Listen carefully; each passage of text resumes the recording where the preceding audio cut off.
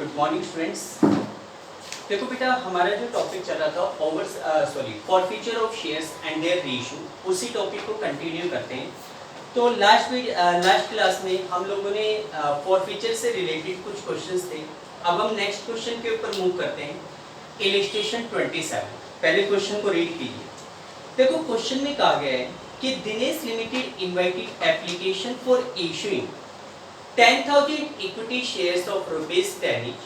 Amount was payable as follows: 1 on application, 2 on allotment, 3 on first call and balance on second and final call. अब आप देखो, इसमें balance भाई 10 rupees का share है, 1 application, 2 allotment, 3 first call, 6 रुपये हो गए, 6 रुपीज हो गए। बैलेंस कितना बच गया? 4। तो ये क्लियर है कि जो 4 रुपीज है वो कहाँ पे मंगवाया जाएगा? सेकेंड एंड फाइनल कॉल पे।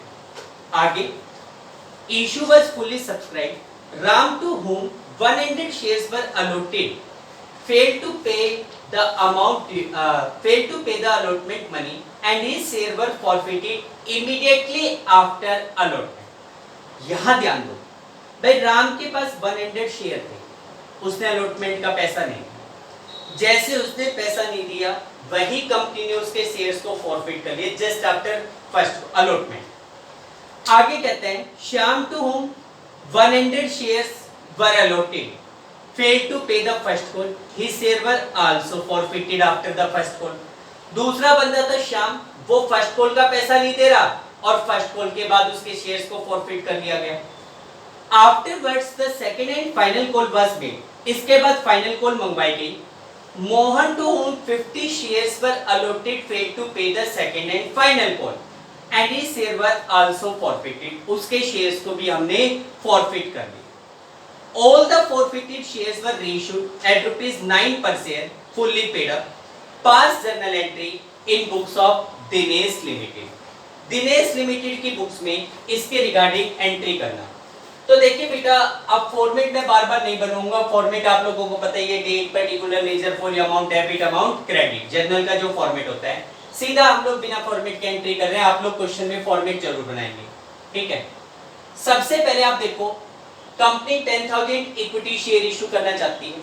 सबसे पहले एप्लीकेशन के केस में एप्लीकेशन 1 रुपीज की है। पहले आपको एप्लीकेशन का पैसा रिसीव होगा। आपकी फर्स्ट एंट्री क्या होगी? Bank account debit to equity share application account.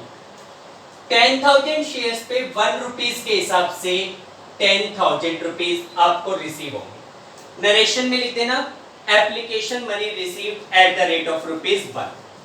फिर आप इस पैसे को ट्रांसफर करोगे तो आपकी नेक्स्ट एंट्री क्या होगी? Equity share application account debit to equity share capital account. Application का अमाउंट कितना हो गया? 10,000 रुपीज हो गया। एप्लीकेशन मनी ट्रांसफर, आपने एप्लीकेशन के पैसे को ट्रांसफर कर, यहां तक कोई दिक्कत नहीं। इसके बाद किसका नंबर आएगा? अलॉटमेंट का। कितने रुपए की अलॉटमेंट है भाई? 2 रुपए की। पहले आप अलॉटमेंट को ड्यू करो। ड्यू करने की entry, equity share allotment account debit to equity share capital account. Equity share allotment account debit to equity share capital. Allotment बेटा हमारे पास कितने अमाउंट की है? टोटल 20 रुपीज की है।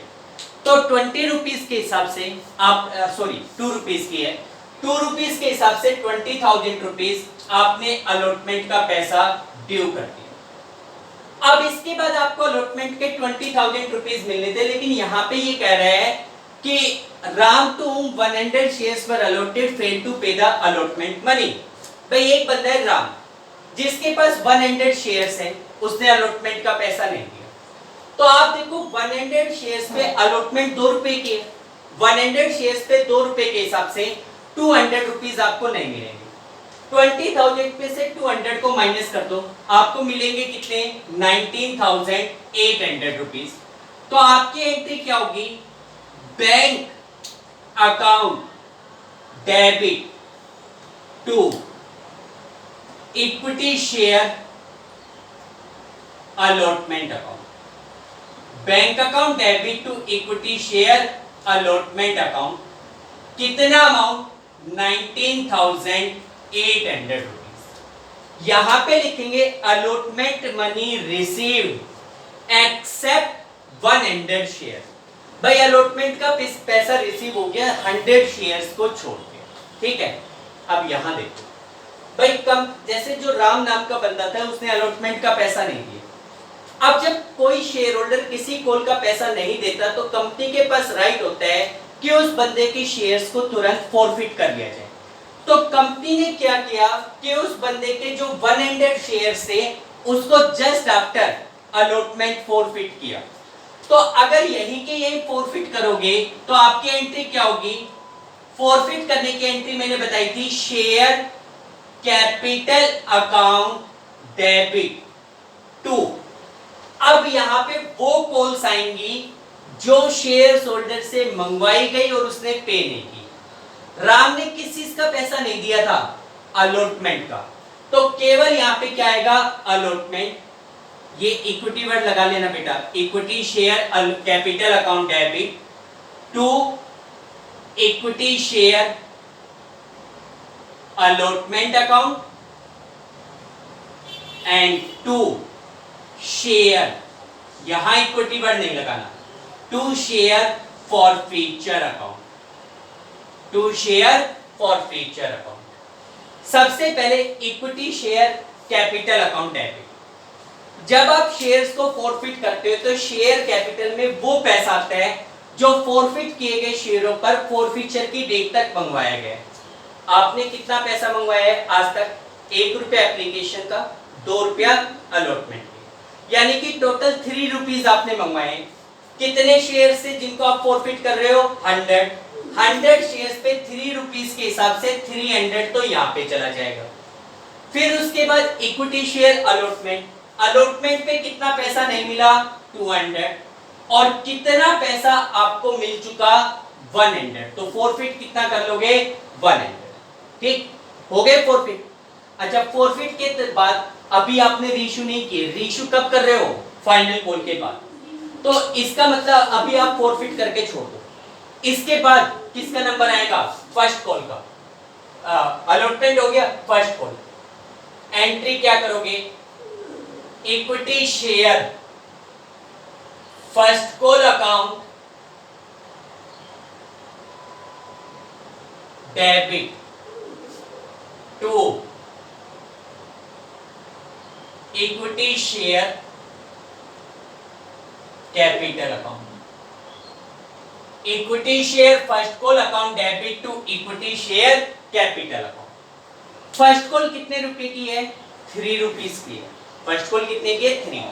कितने शेयर के, यहां पे ये बात ध्यान रखने की भाई, टोटल आपके पास 10,000 शेयर्स थे, तो लेकिन उन 10,000 में से आपने यहाँ पे 100 शेयर्स फॉरफिट भी तो कर लिए।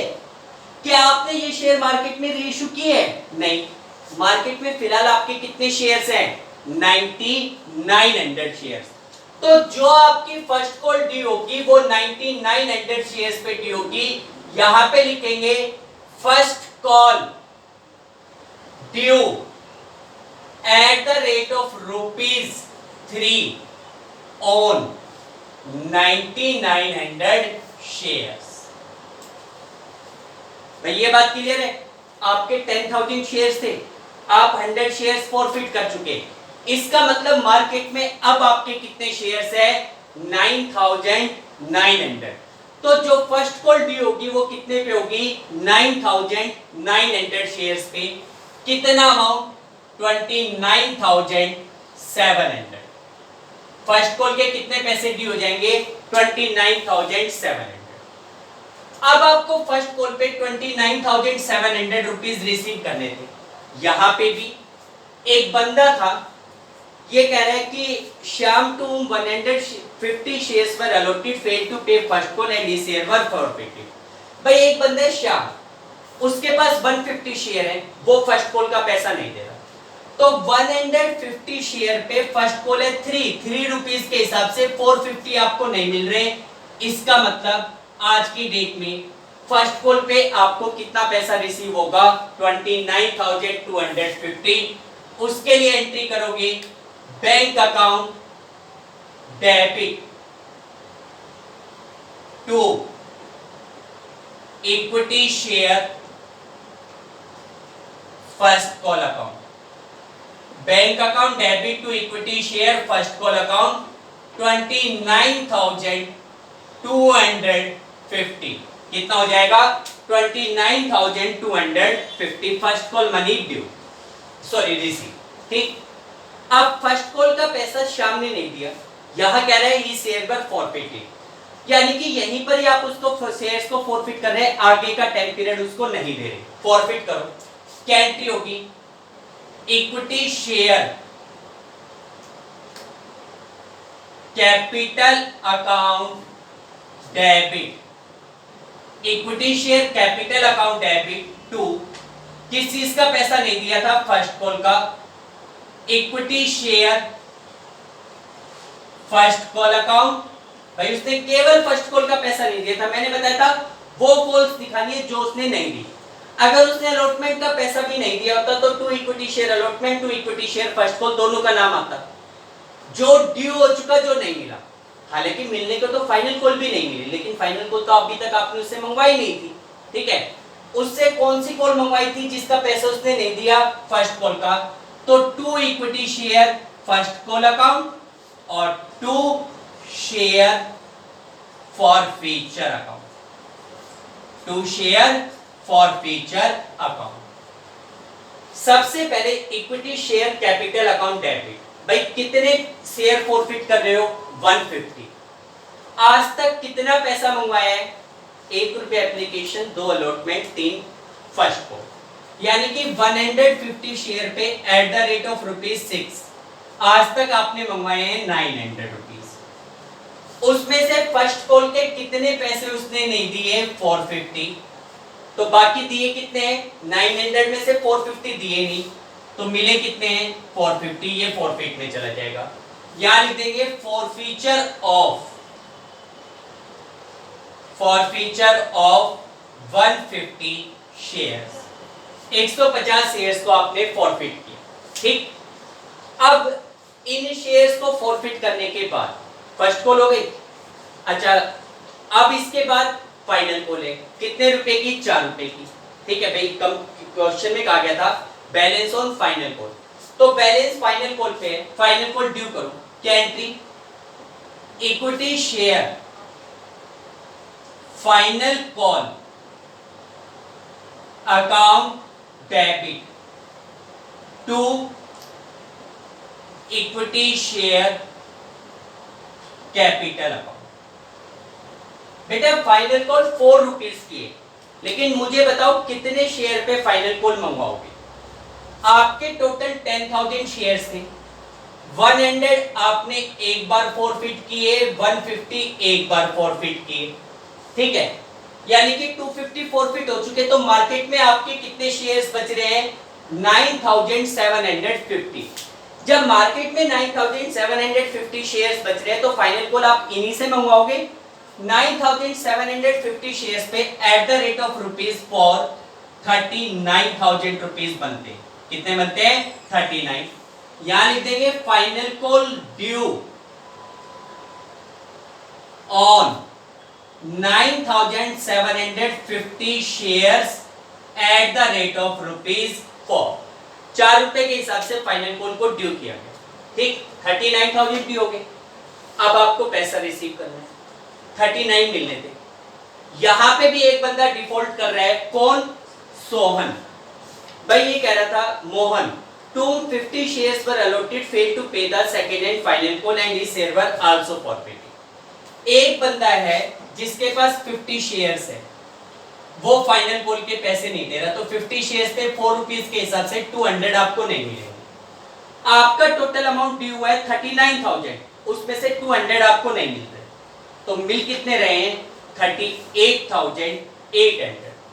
जो 38,800 रुपीज आपको मिल रहे हैं उसकी entry bank account debit to equity share final call account. Final call का 38,800 रुपीज का अमाउंट आपको रिसीव हो, ठीक है, क्लियर। अब ये कह रहे हैं his share were also forfeited. भाई ये जो बंदा था मोहन, इसके जो 50 शेयर्स थे इनको भी आपने क्या कर लिया, फॉरफिट कर लिया। फॉरफिट करोगे क्या एंट्री होगी, equity share capital account debit, equity share capital account debit to, किस चीज का पैसा नहीं दिया, फाइनल कॉल का, तो to equity share final call account, final call account and to share forfeiture account, to share forfeiture account, ठीक है। कितने शेयर फॉरफिट कर रहे हो भाई, 50 शेयर। आज तक कितना पैसा मंगवाया है भाई, फाइनल कॉल तक पूरे 10 रुपीज बनते हैं, 50 शेयर्स पे 10 रुपीज के हिसाब से यहां पे कितना आएगा 500 रुपीज, ठीक है। To equity share final call, final call कितने रुपए की है, 4 रुपए की। कितना पैसा नहीं मिला, 50 शेयर्स पे 4 रुपीज के हिसाब से 200 आपको नहीं मिल रहे, और फॉरफीचर में कितना चला जाएगा 300। भाई 200 उसने नहीं दिए तो दिए कितने हैं 300। वैसे भी देख लो 50 शेयर है, उसने किस चीज का पैसा नहीं दिया, फाइनल कॉल, यानी कि एप्लीकेशन दे दी, अलॉटमेंट दे दी, फर्स्ट कॉल दे दी। 1 रुपए की एप्लीकेशन, 2 की अलॉटमेंट, 3 की फर्स्ट कॉल, टोटल 6 रुपीज हो गए। 50 शेयर पे 6 के हिसाब से फॉरफीचर में कितना चला जाएगा 300। यहां लिख देंगे forfeiture of 50 shares, forfeiture of 50 shares. भाई 50 शेयर्स को फॉरफिट करना, नरेशन आप लोग लिख लेना भाई, नरेशन मेरे ख्याल से कोई दिक्कत नहीं, ठीक। अब आपने देखो 100 शेयर्स राम के, 150 श्याम के और 50 शेयर मोहन के, यानी कि टोटल 300 शेयर्स फॉरफिट किए थे। आपको मैंने बताया था कि शेयर्स को फॉरफिट करने के बाद कंपनी उन शेयर्स को मार्केट में रीइश्यू करती है। तो ये जो 300 शेयर्स कंपनी ने फॉरफिट किए थे, इनके बारे में लास्ट में कह रहा है all the forfeited shares were reissued at ₹9 per share fully paid up. भाई जितने भी शेयर्स फॉरफिट किए थे 300 किए थे, दे वर reissued at ₹9 per share fully paid up. उन शेयर्स को 9 रुपीस के हिसाब से फुल्ली पेड अप मानते हुए आपने रीइश्यू किए, फुल्ली पेड अप मानते हुए 9 रुपीस में आप उनको रीइश्यू कर रहे हो, ठीक है। अब आप देखो फुल्ली पेड अप का मतलब क्या हुआ, भाई एक शेयर कितने का है, एग्जैक्टली 10 रुपीस का है, आप उनको रीइश्यू कर रहे हो 9 में फुल्ली पेड मानते हुए, तो 1 रुपीस का क्या हो गया, डिस्काउंट हो गया, जिसको किसके नाम से डेबिट किया जाएगा, शेयर फॉरफीचर के नाम से। तो जब आप उनको रीइश्यू करोगे तो आपकी एंट्री क्या होगी, बैंक अकाउंट डेबिट, 1 रुपीस का डिस्काउंट है, share forfeiture account debit to share capital account. कितने शेयर इश्यू कर रहे हो 300 एट द रेट ऑफ ₹9, तो बैंक में 2700, 1 रुपीस का डिस्काउंट है, तो 300 शेयर्स पे डिस्काउंट कितने का हो गया 300 का, जो कि शेयर फॉरफीचर के नाम से डेबिट होगा, और शेयर कैपिटल में कितना चला जाएगा 3000। यहां पे लिखेंगे री इश्यू ऑफ 300 फॉरफिटेड शेयर्स। भाई जो शेयर्स आपने फॉरफिट किए थे उन शेयर्स को आपने रीइश्यू कर दिया, ठीक। अब रीइश्यू करने के बाद balance of share forfeiture is to be transfer to capital reserve, लेकिन उन्हीं का बैलेंस जो आपने रीइश्यू किए, 300 फॉरफिट किए थे, 300 रीइश्यू। पहले देखो फॉरफीचर पे कितने का प्रॉफिट हुआ था, यहाँ पे हुआ था 100 का, यहाँ पे प्रॉफिट हुआ था 450 का, कितना हो गया टोटल 550, और 300 का प्रॉफिट ये था भाई जो पैसा आपने जब्त किया था, 550 प्लस में 300 850। रीइश्यू के टाइम लॉस कितने का हो गया, डिस्काउंट कितने का दे दिया 300 का, 850 में से 300 माइनस कर दो, कितना बच गया 550। बचा हुआ 550 का बैलेंस शेयर फॉरफीचर से उठाकर कहां ट्रांसफर किया जाएगा, कैपिटल रिजर्व में, जिसके लिए हमारी एंट्री होगी share forfeiture, share forfeiture account debit to capital reserve account 550। यहां लिखेंगे balance of share forfeiture, balance of share forfeiture transferred to capital reserve. भाई शेयर फॉरफीचर के बैलेंस को कैपिटल रिजर्व अकाउंट में ट्रांसफर किया। क्लियर बेटा, ठीक है। अब इसी का नेक्स्ट क्वेश्चन देखिए। देखो नेक्स्ट क्वेश्चन में आपको कहा जा रहा है A Limited makes an issue of 10,000 equity share of ₹100 each payable as follows। देखो A Limited ने 10,000 इक्विटी शेयर इशू किए 100 रुपीज वाले, पेबल एज फॉलो, पेमेंट किस तरीके से 50 रुपीज एप्लीकेशन एंड अलॉटमेंट। देखो बेटा नॉर्मली अभी तक हम लोग जो क्वेश्चंस करते थे उन क्वेश्चंस में एप्लीकेशन और अलॉटमेंट अलग अलग होता था, लेकिन इस क्वेश्चन में कह रहा है कि एप्लीकेशन और अलॉटमेंट पे 50 रुपीज, यानी कि एप्लीकेशन के साथ ही कंपनी अलॉटमेंट कर रही है, कोई दिक्कत नहीं है भाई। आप लोग जहां पे एप्लीकेशन लिखते थे उसी के साथ अलॉटमेंट लिख देंगे, bank to share application and allotment, और उस पैसे को ट्रांसफर कर देंगे। तो देखो इसमें एप्लीकेशन एंड अलॉटमेंट के लिए एक ही अकाउंट ओपन होगा, तो दोनों के साथ मतलब कि एप्लीकेशन एंड अलॉटमेंट एक साथ लिख दोगे। ऐसा मत करना कि 25 आप एप्लीकेशन के मान लो 25 अलॉटमेंट के, ऐसा नहीं होगा। उसके बाद आगे कह रहे हैं 25 on first call, 25 rupees company first call पे मंगवा रही है and 25 on second and final call, और 25 रुपीज ही सेकेंड और फाइनल कॉल पे मंगवाए जा रहे हैं। आगे कह रहे हैं कि members holding 400 share did not pay the second call and the shares are duly forfeited. देखो ये कह रहे हैं कि एक बंदा जिसके पास 400 शेयर्स थे उसने सेकेंड कॉल का पैसा नहीं दिया और उसके शेयर्स को फॉरफिट कर दिया गया।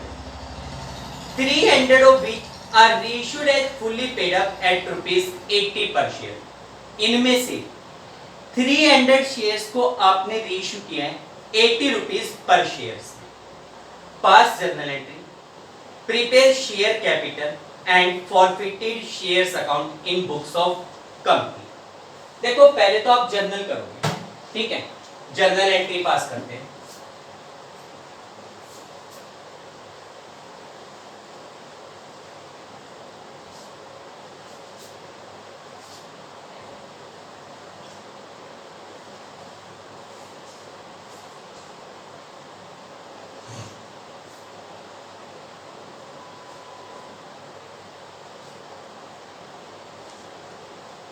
देखो इस क्वेश्चन में कंपनी 10,000 इक्विटी शेयर स्टार्टिंग में इशू कर रही है।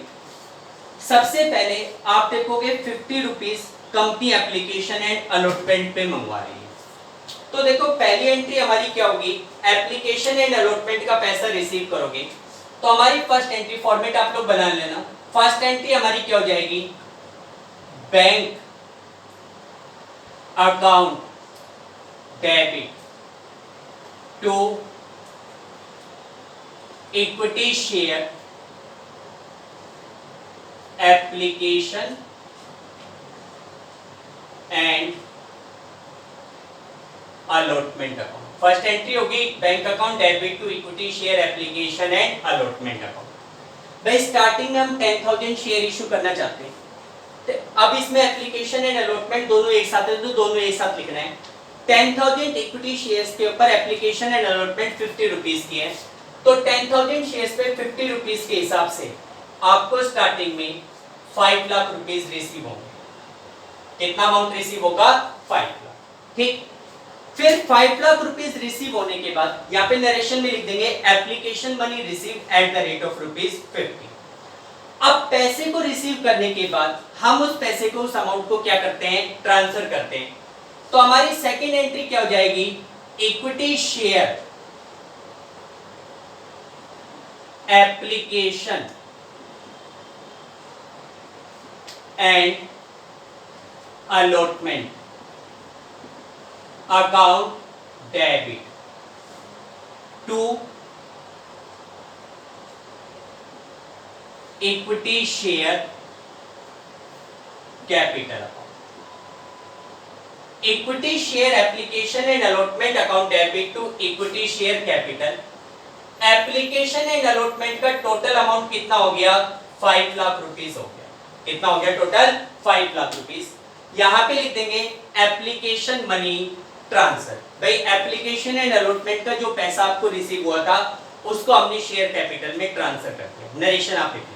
ठीक, ये हमारी एप्लीकेशन की दोनों एंट्री होगी। एप्लीकेशन के बाद किसका नंबर आता है? फर्स्ट कॉल, क्योंकि अलॉटमेंट और एप्लीकेशन एक साथ थी, इसलिए डायरेक्टली एप्लीकेशन के बाद किसका नंबर आया है? फर्स्ट कॉल का। फर्स्ट कॉल कितने रुपए की है? 25 रुपीस की। टोटल नंबर ऑफ शेयर कितने हैं? 10,000। 10,000 शेयर्स पे 25 रुपीस के हिसाब से फर्स्ट कॉल को ड्यू करोगे। एंट्री क्या बनेगी? Equity share first call account debit to equity share capital account. Equity share first call account debit to equity share capital. 10,000 shares पे एट द रेट ऑफ ₹25 आपको 2,50,000 rupees due करने पड़ेंगे। आप 250 due करेंगे। यहाँ पे लिख देंगे first call money due eight the rate of ₹25। ठीक, अब देखो फर्स्ट कॉल का पैसा ड्यू होने के बाद आप इस पैसे को रिसीव करोगे। 2,50,000 रुपीज आपको फर्स्ट कॉल के ड्यू करने थे। क्या फर्स्ट कॉल की पेमेंट करने में कोई भी डिफॉल्ट कर रहा है? नहीं भाई, फर्स्ट कॉल का जितना भी पैसा आपका ड्यू हुआ वो पूरा अमाउंट आपको रिसीव हो रहा है, कोई बंदा फॉल्ट नहीं कर रहा, तो पूरा अमाउंट आप रिसीव कर लो। क्या एंट्री हो जाएगी? Bank account debit to equity share first call account. Bank account debit to equity share first call account. First call के कितने अमाउंट ड्यू हुआ था? 250। रिसीव भी कितना होगा? 2,50,000। यहाँ पे लिख देंगे first call money receive. First call का पैसा रिसीव किया गया। ठीक, अब आप देखो फर्स्ट कॉल रिसीव होने के बाद किसका नंबर आता है? फाइनल कॉल का। सेकेंड एंड फाइनल कॉल हमारे पास 25 रुपीज के, जिसके ऊपर एक बंदा पेमेंट करने में फॉल्ट कर रहा है। लेकिन फॉल्ट का मैटर तो बाद में आएगा, पहले तो आप ड्यू करोगे। और आपको पता है कि कॉल का पैसा जितना भी है वो पूरा अमाउंट आपका ड्यू किया जाता है। पहले आप फाइनल कॉल को ड्यू करो, सेकेंड एंड फाइनल कॉल को कितने रुपए के हिसाब से? 25। तो एंट्री क्या हो जाएगी? Equity share second and final call account debit to equity share capital account. Equity share final call account debit to equity share capital account. बेटा फाइनल कॉल आपके पास कितने रुपए की है? 25 रुपीज की है। कितने शेयर्स हैं? 10,000 शेयर्स हैं। 10,000 शेयर्स पे 25 रुपीज के हिसाब से फाइनल कॉल का कितना अमाउंट बनता है? 2,50,000 रुपीज बनता है। कितना बनता है? 250। पूरे का पूरा अमाउंट आपने ड्यू कर दिया, यहां लिख देंगे final call due eight the rate of ₹25। 25 के हिसाब से आपने फाइनल कॉल का पैसा ड्यू किया। अब बात करते हैं पैसे को रिसीव करने की। तो अगर आप देखोगे भाई फाइनल कॉल के 250 बनते हैं, लेकिन इसमें कहते हैं कि one share holder member holding 400 share did not pay the second call. भाई ये कहता है कि 400 शेयर्स के मेंबर ऐसे हैं जो सेकंड कॉल का पैसा नहीं दे रहे, तो 400 शेयर्स के ऊपर eight the rate of ₹25 10,000 rupees आपको रिसीव नहीं हुए। भाई सेकंड कॉल के जो 2,50,000 रुपीज ड्यू हुए थे, उस 2,50,000 में से टोटल 10,000 रुपीज आपको रिसीव नहीं हुए। तो जो पैसा रिसीव नहीं होता वो उस कॉल में से क्या हो जाएगा? माइनस। 2,50,000 में से 10,000 रुपीज माइनस कर दो, बाकी का जो पैसा आपको रिसीव हो रहा है उसकी एंट्री कर दो। तो उसकी हमारी एंट्री क्या होगी? Next 6th entry, bank account debit to equity share second and final call account. Bank account debit to equity share second and final call 2,40,000। यहां लिख देंगे फाइनल कॉल रिसीव,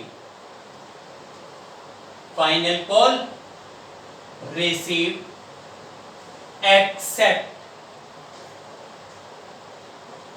400 शेयर्स। भाई 400 शेयर्स को छोड़कर बाकी फाइनल कॉल का amount आपको receive हो, ठीक है? अब 240 आपको रिसीव हो गया। अब आप ये देखो कि ये कह रहे हैं एनी शेयर्स पर फॉरफिटेड। भाई ये जो 400 शेयर्स का मेंबर है जिसने पेमेंट करने में डिफॉल्ट किया, कंपनी ने फाइनल कॉल के बाद उसके उन 400 शेयर्स को क्या कर लिया? फॉरफिट किया।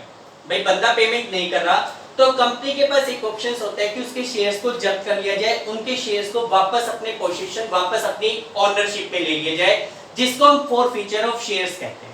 तो देखो इस बंदे के जो 400 शेयर्स हैं, आपने उनको क्या कर लिया? फॉरफिट कर लिया। तो फॉरफिट करोगे तो क्या एंट्री होगी? Equity share. फॉरफीचर की एंट्री आपको पता ही है, equity share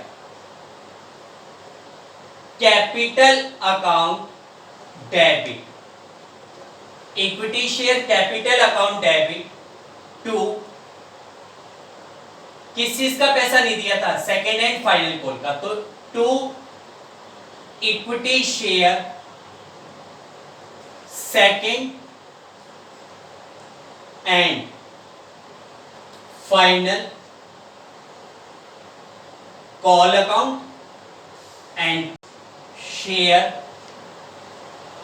forfeiture account and to share forfeiture account, ठीक है? सबसे पहले equity share capital account debit कितना? भाई आपने 400 शेयर्स फॉरफिट किए, ठीक है? आपने कितने शेयर्स फॉरफिट किए? 400। पहले ये देखो कि फॉरफीचर की डेट तक आपने उन लोगों से कितना पैसा मंगवाया था। भाई आप फाइनल कॉल के बाद फॉरफिट कर रहे हो तो फाइनल कॉल तक 100 रुपीज बनते हैं। 400 शेयर्स पे 100 रुपीज के हिसाब से total 40,000। Equity share capital debit हो जाएगी 40,000 से। सेकेंड एंड फाइनल कॉल का कितना पैसा नहीं दिया था? 400 शेयर्स पे 10 के हिसाब से 10,000। वैसे भी हमने वहां माइनस किया था। कितना अमाउंट आपको नहीं मिला? 10,000।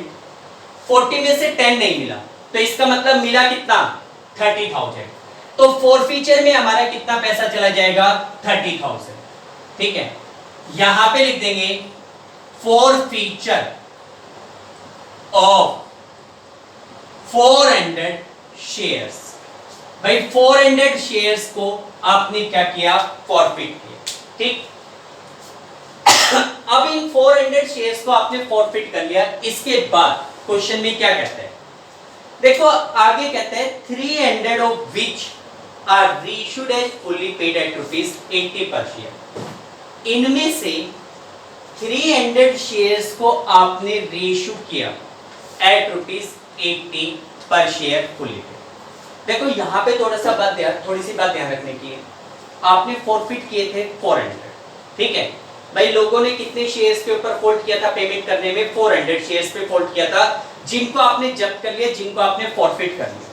अच्छा, फॉरफिट करने के बाद आप उन शेयर्स को मार्केट में दोबारा से ऑक्शन करते हो, दोबारा से उन शेयर्स को मार्केट में बेचते हो, लेकिन जरूरी नहीं कि आपके शेयर जितने हैं वो सारे के सारे मार्केट में रीइश्यू हो जाए। आपके टोटल 400 शेयर्स थे जिनको आपने फॉरफिट किया था। फॉरफिट करने के बाद उनमें से 300 शेयर्स को आप मार्केट में रीइश्यू कर रहे हो, कोई बात नहीं है भाई। 300 रीइश्यू कर रहे हो तो फिलहाल 300 को रीइश्यू की एंट्री कर दो, 300 के रीइश्यू की एंट्री कर दो, उसमें कोई दिक्कत नहीं। अब आप देखो, आपने उन शेयर्स को 80 रुपीज पर शेयर्स में रीइश्यू किया है फुल्ली पेड मानते हुए। फुल्ली पेड का मतलब 100 रुपीज का मानते हुए, 100 का था ओरिजिनल, 100 का मानते हुए रीइश्यू कितने में किया जा रहा है? 80 रुपीज में। 100 का शेयर मान रहे हो और रीइश्यू कितने में कर रहे हो? 80 रुपीज में। तो 20 रुपीज का यहाँ पे क्या हो गया? डिस्काउंट हो गया। तो आपकी एंट्री क्या होगी रीइश्यू की? Bank account debit. 20 रुपीज का जो डिस्काउंट है वो डिस्काउंट किसके नाम से जाएगा? शेयर फॉरफीचर के नाम से। Share forfeiture account debit to share capital account. Bank account debit, share forfeiture account debit to share capital. Bank में भाई 300 शेयर इशू कर रहे हो, कितने के हिसाब से? Eight the rate of ₹80। 300 shares पे 80 के हिसाब से 24,000 तो यहां चले जाएंगे। 20 रुपीज का डिस्काउंट है, 300 शेयर्स पे 20 के हिसाब से 6,000 का डिस्काउंट, और शेयर कैपिटल में 30,000। रीइश्यू ऑफ 300 शेयर्स, भाई 300 शेयर्स को आपने रीइश्यू किया। अब उसके बाद हम शेयर फॉरफीचर के बैलेंस को कैपिटल रिजर्व में ट्रांसफर करते हैं, लेकिन केवल उन शेयर्स के बैलेंस को जो आपने रीइश्यू किए। फॉरफिट आपने 400 किए थे, रीइश्यू कितने किए? 300। तो 300 का बैलेंस ट्रांसफर करोगे, ठीक है। वो कैसे? आप ये निकालो कि जब आपने 300 शेयर्स को फॉरफिट किया तो उन पे कितने का प्रॉफिट था। भाई आपने शेयर्स को फॉरफिट किया, आपके पास टोटल 30,000 रुपीज का प्रॉफिट हुआ था, लेकिन कितने शेयर्स पे? 400 पे। कितने पे? 400 शेयर्स पे प्रॉफिट है 30,000 का। रफली मैं कैलकुलेट करके बता रहा हूं। 1 शेयर्स पे बेनिफिट होगा 30,000 डिवाइडेड बाय 400, और 300 पे कितना बेनिफिट होगा? तो इनटू में 300। कैलकुलेट करके देख लो कि जब आपने 300 शेयर्स रेशियो किए, उन पे आपका टोटल बेनिफिट 22,500 का बनता है, और उनके रेशियो पे लॉस कितने का बनता है? 6,000। तो 22,500 में से 6,000 माइनस कर दो, कितने बचे? 16,500। वो बैलेंस शेयर फॉरफीचर से कैपिटल रिजर्व में ट्रांसफर करेंगे, और उसके लिए हमारी एंट्री होगी share forfeiture account debit to capital reserve account. कितना? 16,500। यहां पे लिखेंगे balance of share forfeiture, balance of share forfeiture related to 300 shares transferred to capital reserve, transfer to capital reserve। Clear बेटा? तो ये आपके पास क्वेश्चंस है। इसके बाद 2 अकाउंट बनाने के लिए कहा गया, जर्नल आपके सामने, जर्नल को देखकर दोनों अकाउंट आप बना लीजिए, ठीक है। तो आज के लिए इतने ही क्वेश्चंस कीजिए। Okay, thank you, have a nice day.